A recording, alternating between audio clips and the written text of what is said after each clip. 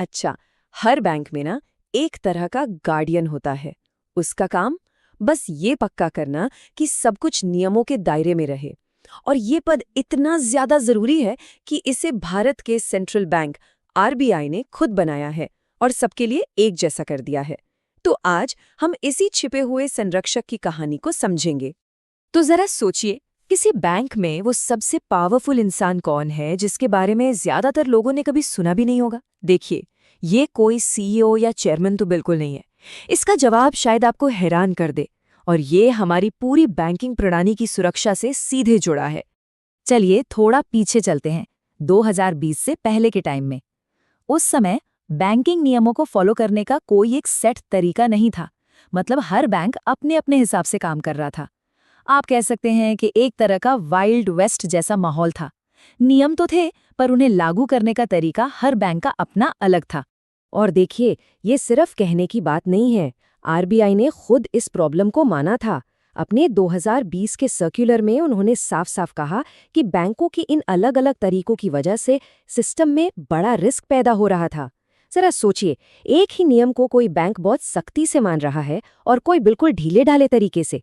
इससे क्या होता? इससे पूरे फाइनेंशियल सिस्टम की नींव ही कमजोर हो रही थी। तो इसी कंफ्यूजन को दूर करने के लिए आरबीआई एक गेम चेंजर लेकर आया, चीफ कंप्लायंस ऑफिसर, या जिसे हम सीसीओ कहते हैं। आप समझ लीजिए कि ये पद बैंक के अंदर आरबीआई का अपना आदमी है, एक ऐसा इंडिपेंडेंट रेफरी जिसका बस एक ही काम है, ये देखना कि खेल नियमों के हिसाब से ही हो। तो ये सीसीओ आखिर है कौन?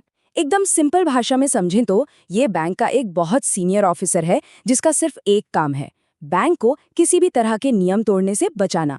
फिर चाहे वो कानून हो, सरकारी नियम हो, या फिर बैंक की अपनी खुद की पॉलिसीज। ये बैंक के अंदर के वॉचडॉग हैं। लेकिन आरबीआई ने बस एक खाली कुर्सी नहीं बना दी। उन्होंने ये भी तय किया कि इस कुर्सी पर कौन बैठ सकता है, और इसके लिए उन्होंने बहुत ही कड़े नियम बनाए। मतलब हर कोई इस रोल के लिए एलिजिबल नहीं है। जरा इन शर्तों पर एक नजर डालिए। सीसीएसओ को कम से कम जनरल मैनेजर के लेवल का सीनियर ऑफिसर होना चाहिए। अब सवाल है, क्यों? ताकि उनके पास बैंक में अपनी बात रखने का एक रुतबा हो। फिर कम से कम 15 साल का एक्सपीरियंस चाहिए, जिसमें से 5 साल तो रिस्क मैनेजमेंट जैसे काम में लगे हों। इससे ये पक्का होता है कि वो सिस्टम को अंदर तक समझते हैं। और सबसे जरूरी बात, उनमें अकेले बिना किसी के दबाव के फैसला लेने का दम होना चाहिए। 15 साल, इस नंबर पर थोड़ा ध्यान दीजिए। ये कोई एंट्री लेवल जॉब तो है नहीं।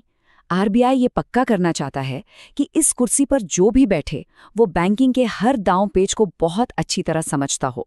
और अब ये नंबर 3, ये है उनके काम करने का मिनिमम टाइम पीरियड। अब ये क्यों जरूरी है?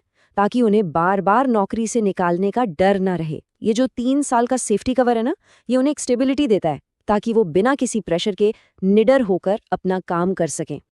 और अब सबसे जरूरी नंबर 0।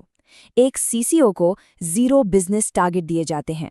उनका काम बैंक के लिए प्रॉफिट कमाना नहीं है, बल्कि ये देखना है कि जो भी प्रॉफिट कमाया जा रहा है वो सही तरीके से कमाया जाए। यही वो एक नियम है जो उनकी इंडिपेंडेंस की असली गारंटी है। तो ठीक है, सीसीओ को पावर तो मिल गई, लेकिन उन्हें बिजनेस के प्रेशर से कैसे बचाया जाए?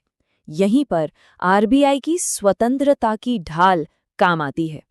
आरबीआई ने ऐसे कई सेफ्टी मेजर्स बनाए हैं जो सीसीओ को बिजनेस के दबाव से बचाते हैं। जरा उनका रिपोर्टिंग स्ट्रक्चर देखिए। सीसीओ किसी बिजनेस हेड को रिपोर्ट नहीं करता, वो सीधे एमडी, सीईओ या फिर बोर्ड को रिपोर्ट करता है।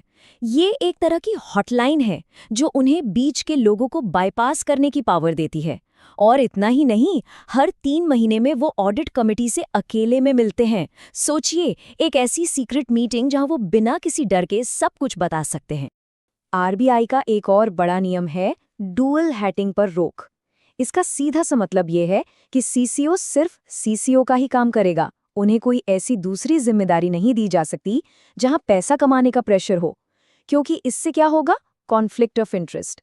उनका फोकस सिर्फ और सिर्फ नियमों को फॉलो करवाने पर होना चाहिए। तो सवाल ये है कि एक सीएक्सओ असल में रोजमर्रा में करता क्या है?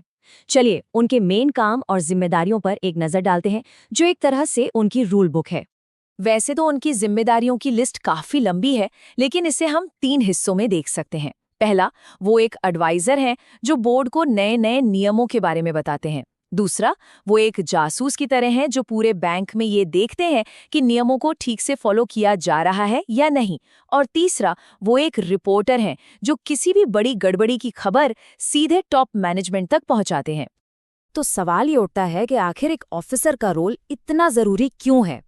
देखिए, एक सीसीओ कामयाब होता है या नाकाम, इसका असर सिर्फ एक बैंक पर नहीं पड़ता, बल्कि इसका असर हम सब पर, यानी करोड़ों कस्टमर्स पर और पूरी इकोनॉमी की सेहत पर पड़ता है।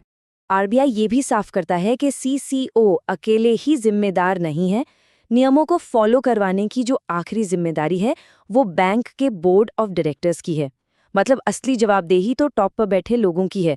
सीसीओ उनकी आंख और कान की तरह काम करते हैं, लेकिन जहाज चलाने का काम तो आखिर में कैप्टन का ही होता है। और आखिर में एक सवाल छोड़ जाते हैं। आज के डिजिटल दौर में जहां एल्गोरिदम और एआई फैसले ले रहे हैं, क्या एक इंसानी गार्डियन का रोल पहले से भी कहीं ज्यादा जरूरी नहीं हो गया है?